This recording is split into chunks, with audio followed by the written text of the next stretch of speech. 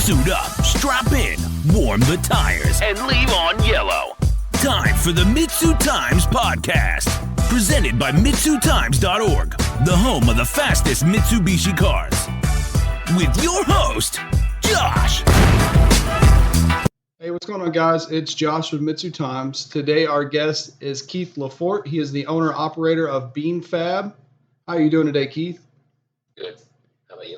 I'm great, man. I'm glad we finally got a chance to get this together. You're one of the original sponsors of the website, and I greatly appreciate it. You've really helped get the website to where it is now. So for that, I want to say I greatly appreciate it.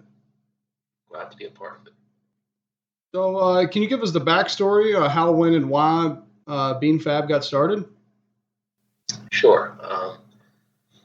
I bought my first DSM back in 1998. I had a 92 Talon. I didn't know much about the cars, but somehow I got lucky and I got the early 92, which was the 6-bolt bottom end with the 4-bolt rear. Oh, nice. Started going to Jeff at Turbo Tricks, having him do the basic mods on the car, because at that time, one of my good buddies was his mechanic. So he was working on the car, and then I started having transmission issues. So I knew somebody that owned a transmission shop. I brought the transmission to them to rebuild it, and the guy basically told me, he took it apart, and he said, "You're going to keep having problems with this thing, so I'm going to show you how to rebuild one, and then from now on, you can just do them yourself." So basically, he rebuilt the first one for me, showed me how to do it, walked me through it, and then after that, I started just I would rebuild mine, and then I had friends here or there that would need their transmission rebuilt, so I started doing theirs, and then it kind of just snowballed into, basically if Jeff got a call, somebody needed a trans rebuilt, he would send them to me, and I just started doing transmissions. So me and my one buddy, Mark French, he was doing the transmissions too, so we just kind of teamed up, and we were doing basically just transmissions, and Mark was doing engines and stuff in the beginning, and then we just opened up a shop. It was called BM Tranny.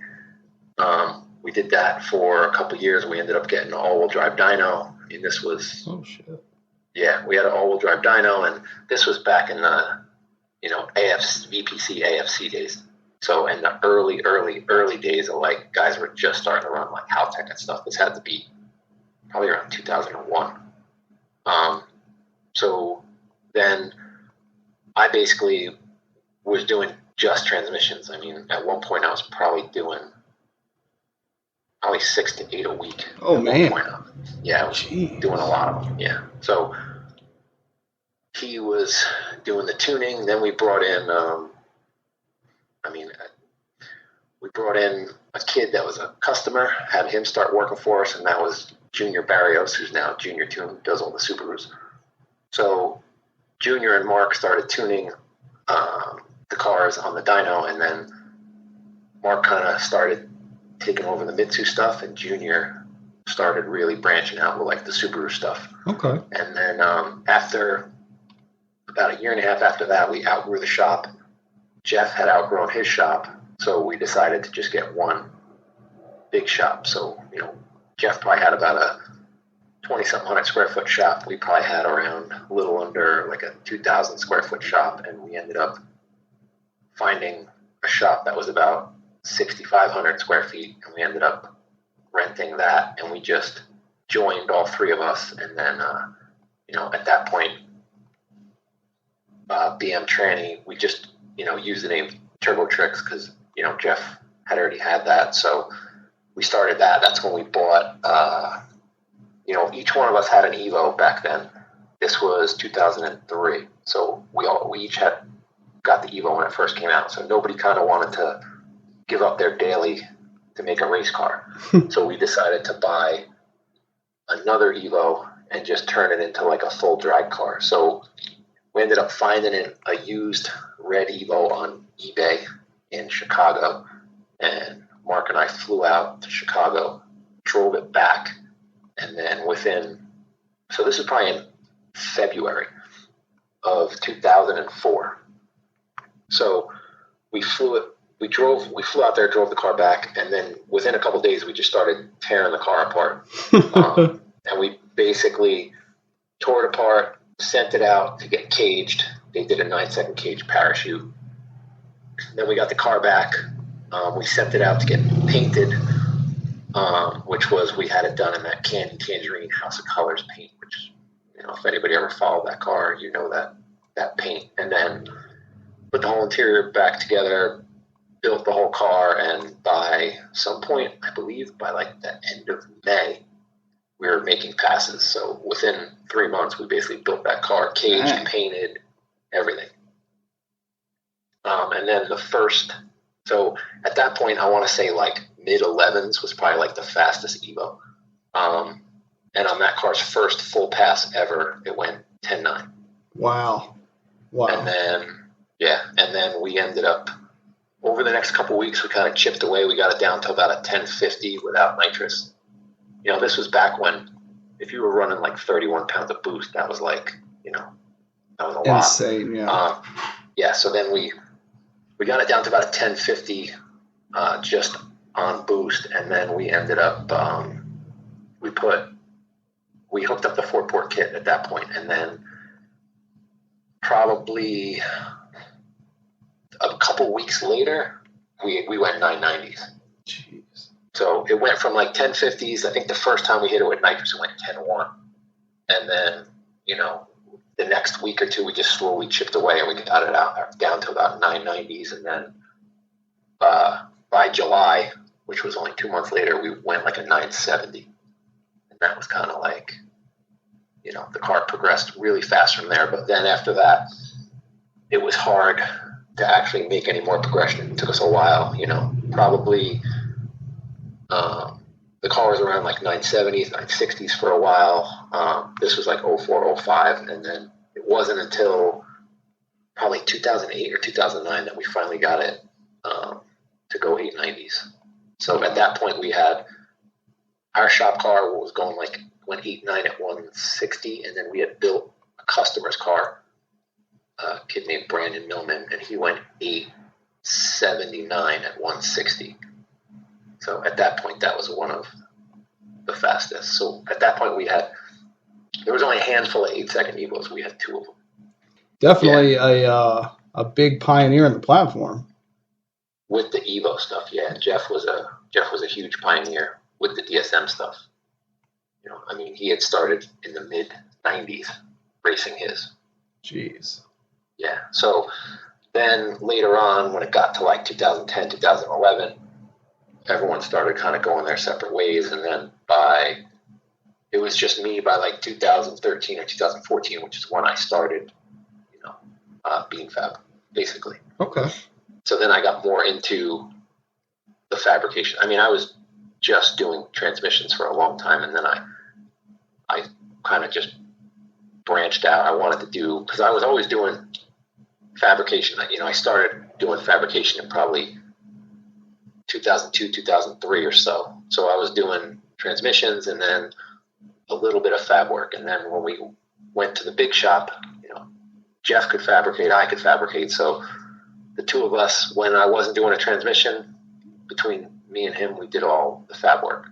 And then basically, as the years progressed and I got better and better at the fab work, I realized I liked doing that a lot more. So, now, I do motors, transmissions, and fab stuff, but I kind of like doing the fabrication stuff the best. But I've been doing transmissions for so long that I still don't mind doing them, but the fab stuff is kind of a little more interesting to get to kind of fab on anything versus me. Now I basically just do Evo 8 and Evo 10 transmissions. So. Like putting a puzzle together, pretty much. Correct. Yeah. I've been doing it, a long time. Wow. That kind of leads me into my next question. I think, seeing a lot online, you're mostly known for your engine rebuilds, and it sounds like transmission rebuilds, but what products and services does BeanFab offer currently? We offer turbo kits for the Evo 8 and 9. We do a forward facing. We do a standard placement. We do T4 divided forward facing. We do V-band in and out, standard placement and forward facing. And we do like the bigger V-band for like the 6870, 7275. We do a manifold for that. We do an Evo 10 V-band inlet and outlet turbo kit. And now we're hopefully within the next month or so going to offer a divided T4 Evo 10 setup. Oh, no kidding. We just made one, but I got to see how it does before I come out and start, making them. It's got to do something first before I actually, do something like that. But then we have catch cans. We also offer we were the first to do the engine catch pan. So for like, if you're going to race the shootout or any of the big races now, they want a catch pan to cover the engine and the transmission under the car. So we offer one of those too. So in the future, we'll probably be moving. I mean, we have a lot of stuff out for the Evo 8 and 9, but we'll start probably offering some more stuff for the Evo 10. Good. That's awesome because, it's I've talked about it so much with so many different people, but it's crazy that there aren't more fast Evo 10s out there. Yeah, you would think that, with how many years out they've been out, that there would be some more, but, I just finished one up, waiting for him to get it tuned and stuff, but we just built one with a Motec and all that other stuff, all the other fun stuff on it, but we'll see what that thing runs, you know what I mean? I mean, it's not going to be anything crazy like the ETS car, or like, Matt Galliano's car, but it should be a solid low 9-second, high 8-second car. Good. I mean, only, less than 5 Evo 10s under 10 seconds, so. Correct. I mean, that's a feat within itself right there. Yeah. Yeah, it's crazy. You would think that, by now, I mean, they've been out for, they're 14 years or so. Yeah. I think I had my Evo 10 back in 2008. You would think by now, I mean, there'd be tons of 9-second ones, but, the 10, it's a little bit trickier with engine management and all that other stuff, trying to get one to do something for a drag car. But now that they have the MyVec Delete and all the others, now that guys are switching to Motecs and stuff, like, now that, I mean, it's expensive to do a Motec, but now that they got the standalone out and they have some more stuff available, I think you'll start seeing more and more of them start going fast. Good. The engine stuff's basically already figured out, but it's guys, a lot of guys don't want to drop the money. You got to drop on like a good, proper standalone with that car. Right. To actually get it to run what it needs to run.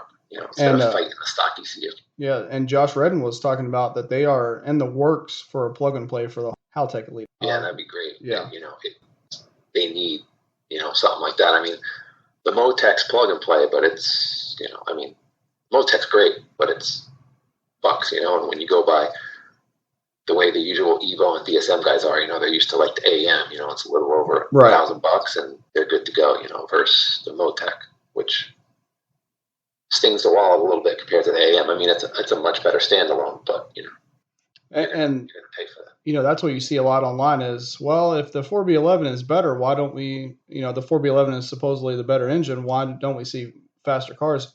And like you said, it's not the engine; it's everything that goes along with it. Correct. Yeah, it's kind of everything else around the engine will make the power. That's not a problem. You know what I mean? I mean, we can make similar power with the 10 compared to, the 8 and 9. But, once you start making big power, you get the bigger cams, the heavier valve springs and stuff, and start having MyVec issues. And then, Magnus coming out with that, those cam gears for the MyVec Delete was big for the bigger horsepower guys. Awesome. So we kind of talked about it already, Keith, but what products is BeanFab best known for? I'd probably say our turbo kits and then our engines and transmissions. We had, our basic rebuilds have been our basic rebuild was in the 9s in 2004. You know what I mean? So we've been doing it, and we had the synchro boxes in the 8s in 2008, and that was no lift shifting at over 10,000 RPM. So, yeah. So, I mean, when it comes to the transmission stuff, we've been doing it a long time. We know what we're doing. So that makes sense. Yeah. But that comes from the fact that, I was driving the car and building the transmission. So I wasn't working off guys giving me feedback of what was happening. I was physically shifting it at, 10,000, 10,500, no lift shifting it. So I was basically my own feedback to figure out, what we needed to do. So, I mean, that's awesome though, because by the time, you were selling them, you knew it was a proven setup. Correct. Yeah. I knew, what to do to get them to do what we needed them to do. So I know you mentioned them a little bit, but what products and services do you hope that BeanFab will offer in the future? I mean, I'd like to release the T4 kit soon for the Evo 10, and then I don't know if we're gonna, the problem is like a lot of guys already offer like an intercooler, so it's like we thought about doing intercoolers or something, but it's kind of saturated with with everybody selling an intercooler for those cars. But I think after that we're gonna do stock appearing manifold. Okay. Like a stock replacement manifold for the Evo 10. We just came out with last year. We just came out with the Evo 8 stock replacement. So I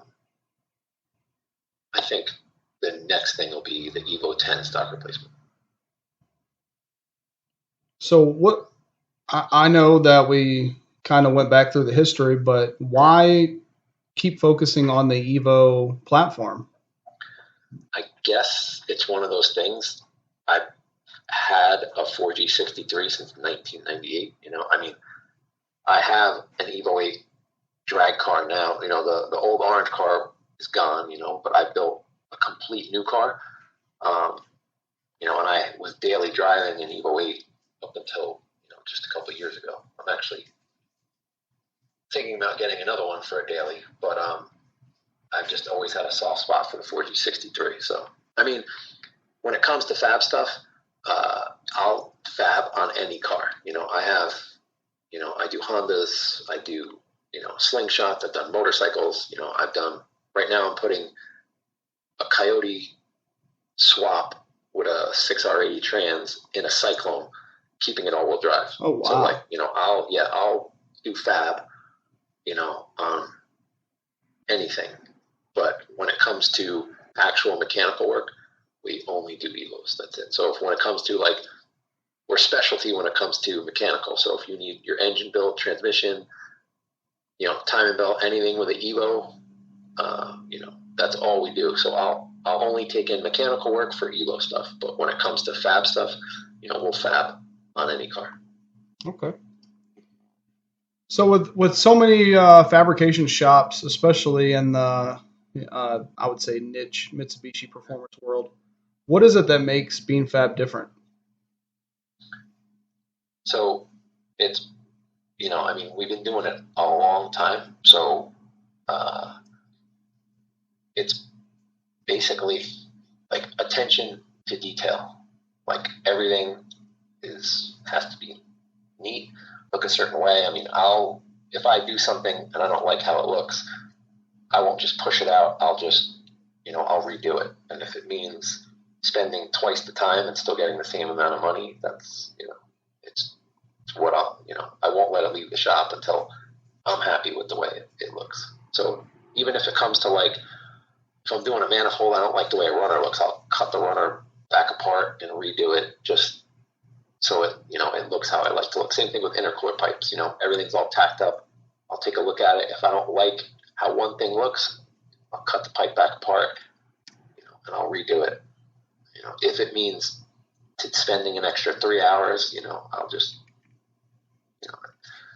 basically when stuff leaves, I have to be happy with it, which is good, bad for business, but as far as like, making any money, because, you always end up losing money like that. But it's also good for business because the product at the end of the day keeps them coming back.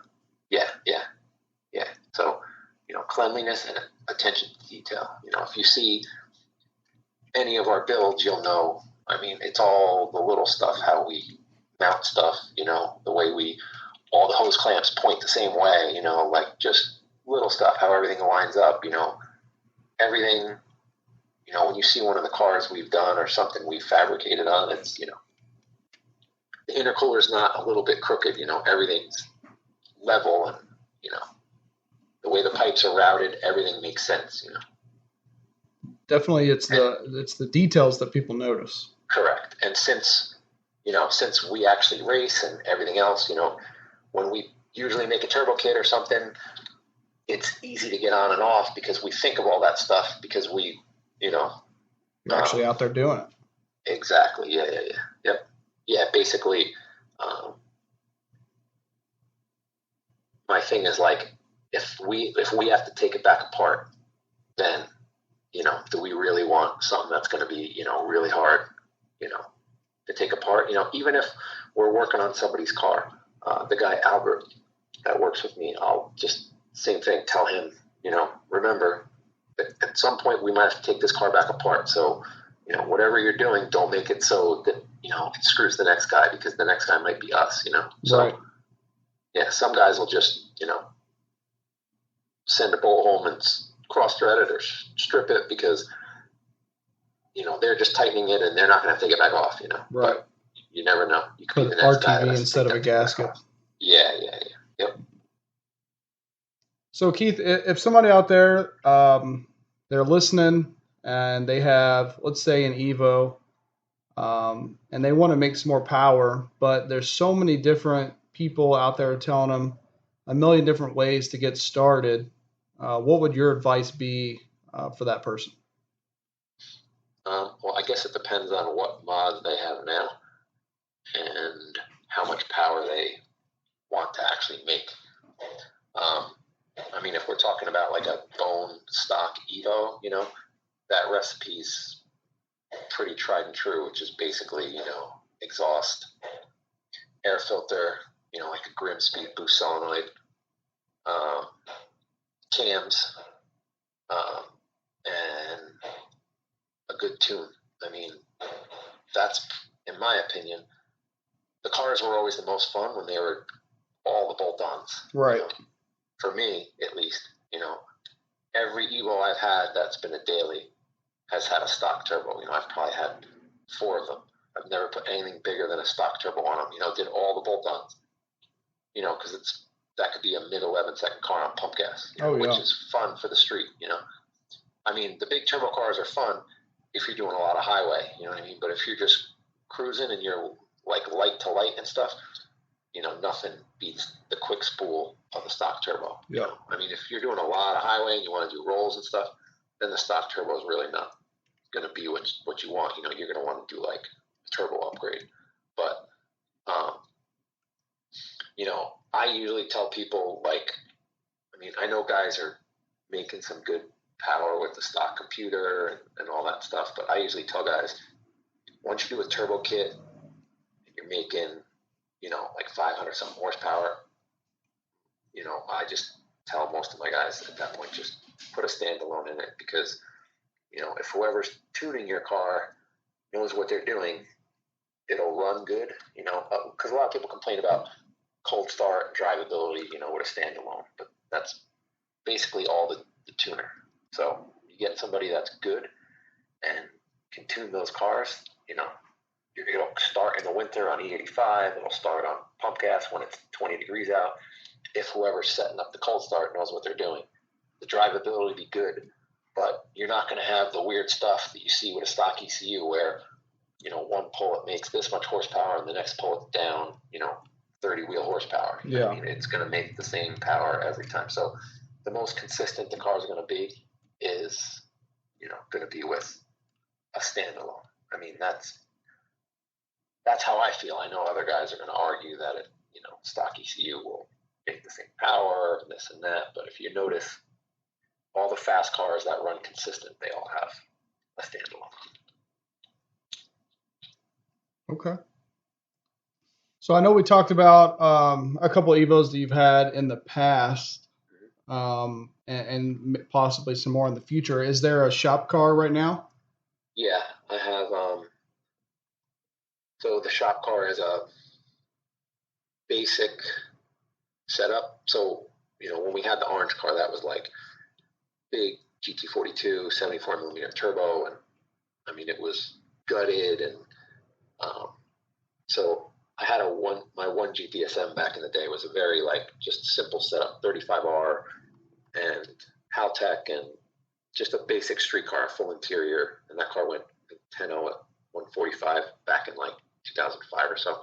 So when I built the shop car, I wanted a simple setup similar to how that car was, but with new technology. So I did one of our aluminum rod full fill short blocks with our ported head, and then just a basic setup, GSC S3 cams and Magnus intake, and I did a 67-66 with just I want to do something a little different with the turbo setup. So, I mean, you'd have to see a picture of it, but I did a real kind of long runner setup. I sat the turbo in, a little bit of a different spot than they normally would. And I stacked 2 intercoolers.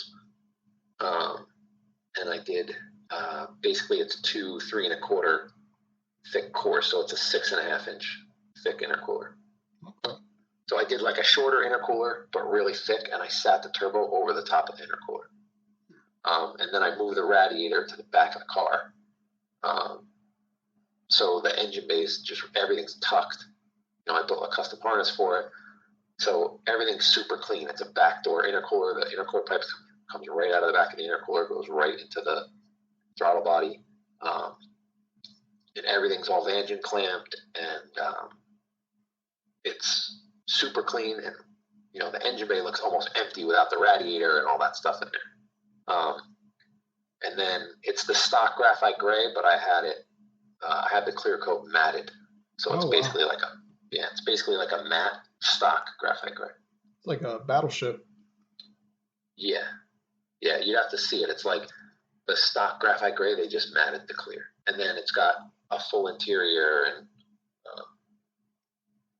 it's just a super clean car, but it was meant to just be, I just wanted a simple setup. I didn't want to go huge turbo, or anything like that. I just wanted to keep it simple, little 67 millimeter, just something to have fun with. Awesome. So this is not your 8-second Evo though, right? No, that car,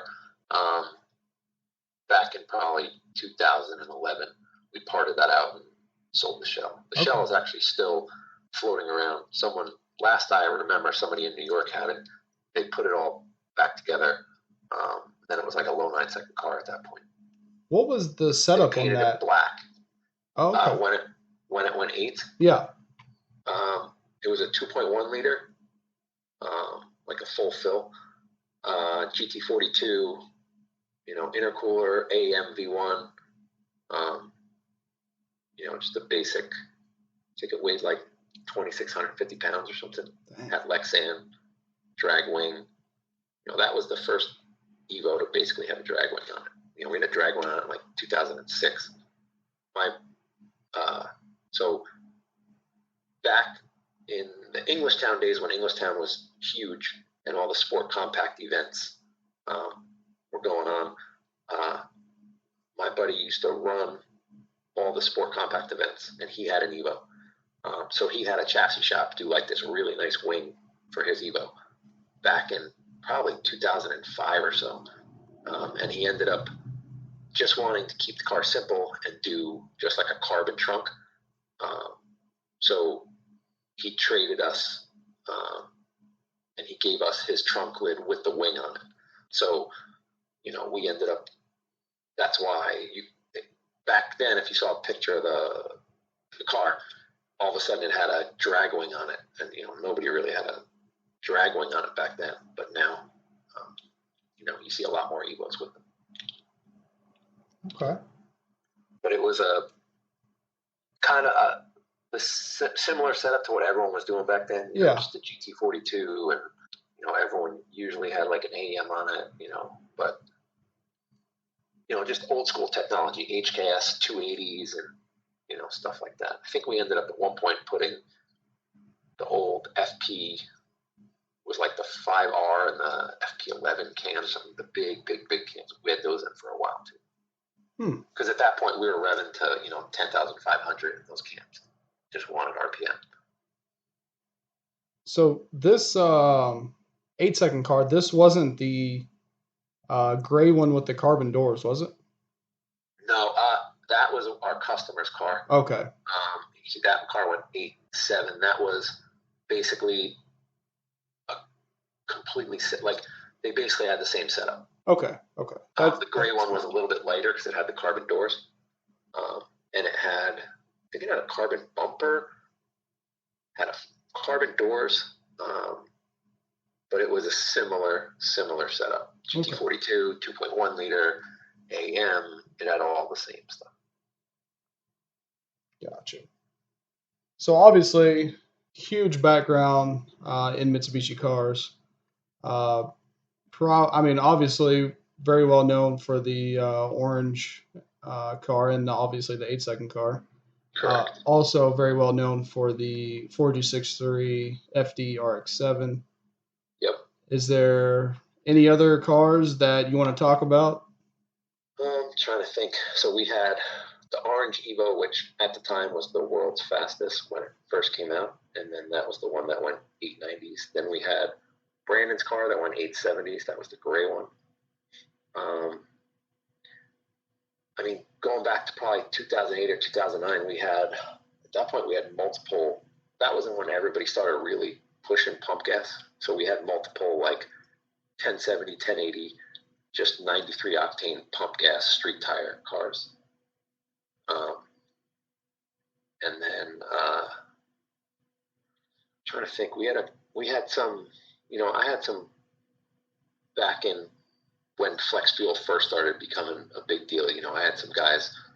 I remember building one car. He drove from here to West Virginia, which is probably like a 5-hour drive. Went 9s and then drove home.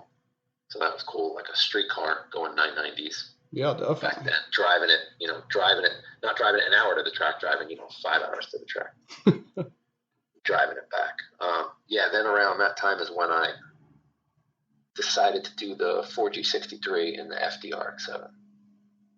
That was a fun car. That was a clean car too. Oh, very clean. Yeah, that took way too many hours. I don't know if I would ever do that again, but it was one of those things I just kind of wanted to do something different.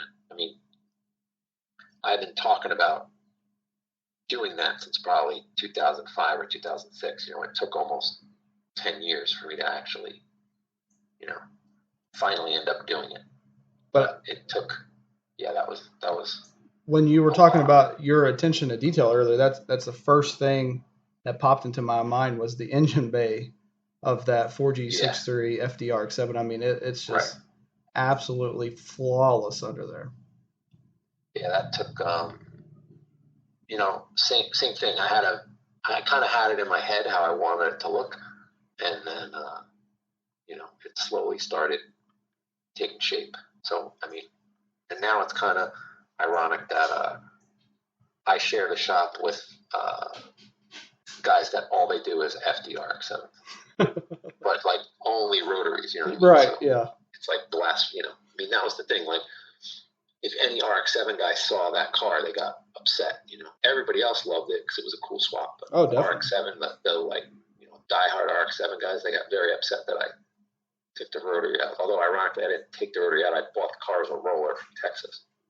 And you put the 4G63 in there in such a way that it looks like it was supposed to be in there. So yeah, that was the whole point of the car. Was I wanted it to look like. I didn't want it to look like I wanted it to look like it belonged in there. So if you ever saw some guys were using, they would use a 4G64, a wide block, and guys were using so they would use a different bell housing on the 13B trans. So basically if you used a wide block 4G64, and you used I think it was a Mazda B2600 bell housing, which bolted up to the 13B. You could literally bolt the engine to the trans, and it would just bolt up. Wow. But the motor was tilted, like instead of it sitting in there straight, it was sitting like tilted, so like the intake manifold would kind of stick up, and I did not like the way that looked. So back then we had a machine shop, so the machinist made me an adapter plate so that I could. The only reason I did the adapter plate was because I wanted the motor straight. So he made me the adapter plate, and then I was able to use a 6-bolt flywheel, and then I was able to do like an ACT clutch with like a Mazda, I want to say it was like a Mazda Miata clutch disc. Wow. And then I just made an extension for the throttle bearing, and the clutch worked just like that, which is pretty interesting. Yeah. So that's how I got the motor to sit kind of exactly how I wanted it to sit. And then I had to do stuff like I had to drop the rack, which messes with bump steer. I learned that quickly, and then it took me a little bit to get the orientation right of how I had to have the rack versus how I had to have so a lot of the V8 guys had like a bump steer kit basically. Okay. So I basically had to buy the bump steer kit and then modify it to work, because I had to drop my rack lower than the V8 guys were. Really? So I basically had to just kind of use the bump steer kit, but really modify it so that it worked for my car. And I was able to get rid of the bump steer. I mean, it took a couple tries with adjusting it and everything, but I was able to get it. I mean, it wasn't 100% gone, but it was really close. I mean, you couldn't really tell, it was really close, but that took a little while because I had to move the rack forward, and then I had to drop it because I didn't want to have to modify the hood. I didn't want to put a little cowl or anything. I wanted the hood to be like stock. So the only way to do that was to drop the motor real low, and then I had to drop the rack real low and move it forward. So we had to modify steering shaft, and then modify the rack to get it to where we needed to be. I actually had the car together, running, driving it, and I had to move the rack once the car was 100% done to completely get rid of the bump steer. Wow. Yeah. It took a little bit, but I finally got it. Definitely cutting into the hood to clear the cams. That would have I ruined the whole look. Yeah, I didn't want to do any of that. And even I still wanted to run a cam angle sensor, so I had to modify the firewall so that the cam angle sensor would clear. And I still wanted to run the stock thermostat housing, so I modified the firewall. I notched it so that I could run both of those. Okay. But that car had air conditioning, and it was a full street car. It had a full stereo system. It had AC. All the air, stuff you can't see in the pictures, was all the air conditioning lines were braided. Wow. So it had AN braided AC lines. It had AN braided power steering lines. I mean, there was a bunch of little stuff with that, like attention to detail, that you just don't see in pictures. Man, that's awesome. Yeah, it was a fun car. So I always like to talk about the hypothetical of when will there be a new number one on the Evo list? Because, it seems like the Greek guys were playing leapfrog there for a while, and then it's kind of slowed down, and I hope it's not taking the wind out of the sails of any of the top guys like Rafe and all them. I mean, I don't think so, because, Rafe's always been motivated as far as, he does, he goes to the track. Right. He's not a race once a year guy. I mean, he's still about going to the track. So I would say if anybody has the motivation to do it, it'd probably be him. The problem is, you look at, guys always wonder, why, how come the Honda guys progress so fast, and how come the Honda guys are going so fast with the sport front-wheel drive stuff and with the all-wheel drive stuff, and it's because, those guys, they go to the track all the time. They're not just racing at the shootout once a year. They're racing multiple times a month, they're constantly testing, and that's why those guys, everything progresses so fast with them. That's why you have a sport front-wheel drive car on a 24.5-inch tire going 760s. That's why, because those guys, they're always out testing. They're always racing. Not like a lot of the Evo and Mitsubishi guys that only race you can't race a handful of times a year and expect to go fast. You gotta constantly be racing. So, one of the guys that seems to actually do that, is Rafe. He might not get the car out in the beginning of the year, but once it gets to the middle to the end of the year, he'll be at the track a lot testing, and that's how he'll go faster. And that's basically one of the main reasons why, his car just keeps progressively getting faster. He's always out there, and he's always trying new stuff. That's basically what you got to do. You just got to stay on top of it. Just keep pushing and keep pushing. Yeah. It's hard when you get to a level like that to stay motivated to keep doing it, because the time and money that it takes. Oh, for sure. A lot of guys don't really grasp, what it takes to maintain and run a car like that at that level. That's another reason why you don't see guys going to the track multiple times a month, because of just what it takes to actually, go to the track once, is a lot, let alone trying to do it multiple weeks in a row or 2 times a month or something, Right. So it takes up a lot of time, and it eats up a lot of money. So if you have the time and you have the money, then you're good. But you also need the motivation. And that's the thing. And, that's one thing that we were talking about on another episode of the podcast was, the English guys and Pagan, they're only 7/100ths of a second behind the Greek guys, but man, that 7/100ths of a second is that's big money right there. Yeah. Yep. Yeah.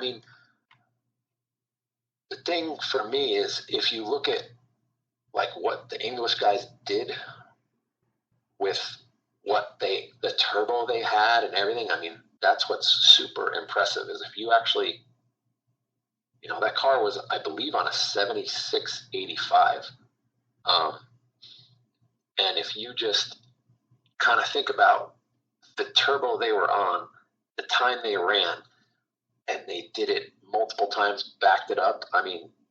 To me, that's the most impressive Evo. Yeah. Just go by what they did with what they had. You know what I mean? You want to talk about squeezing everything out of what you have. That's basically what they did. You even look at their Evo 10 also, Oh, yeah. Same thing. But, you also have a very good setup, very well set up. The car is basically, doing exactly what it needs to do. And then you have, Lucas has been doing it forever. He's a good tuner, and he can drive, obviously, by what you see, the 60 foots and everything that car pulls. Same thing with Miles. So you look at what those two guys are doing, and, it's impressive.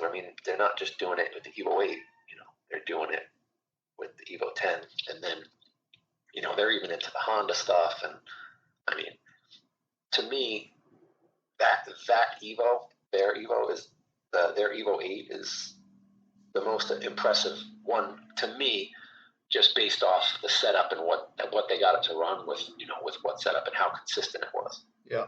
I was watching them at Texas 2K because they had brought that Evo 8 out, and they said that it hadn't made a pass, and I want to say they said 11 months or something. Right.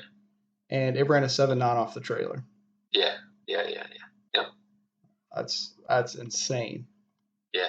I don't know if there's people out there listening that know how difficult, how crazy of a feat that is. It's unbelievable. Yeah. So, Keith, what are BeanFab's goals for 2022? Well, I would like to kind of been slacking with the race car as far as getting it back out and making more passes. So I would like to get it back out towards the end of the year. Maybe make it to the shootout. I haven't been to a shootout since probably 2009. And then basically just come out with a couple more products for the Evo 10 would basically be the goal for the rest of the year. Yeah, I definitely think this is the time to get into the Evo 10 market. Yeah. So I think we're seeing the rise of the golden era for Evo 10s. Yes, I agree. So we talked about, you said something about the shootout there. Is there any events that you plan to attend this year? Basically for this year, I mean, there's some local events that I might attend towards the end of the year. But, you know, like I said, it's been a long time since I've been to a shootout. So, you know, I've tried to go the last couple of years. Something's always come up. So we'll see maybe if this year, you know, if I can get the car dialed in to where I want it to be, you know, I'd like to try and get out there.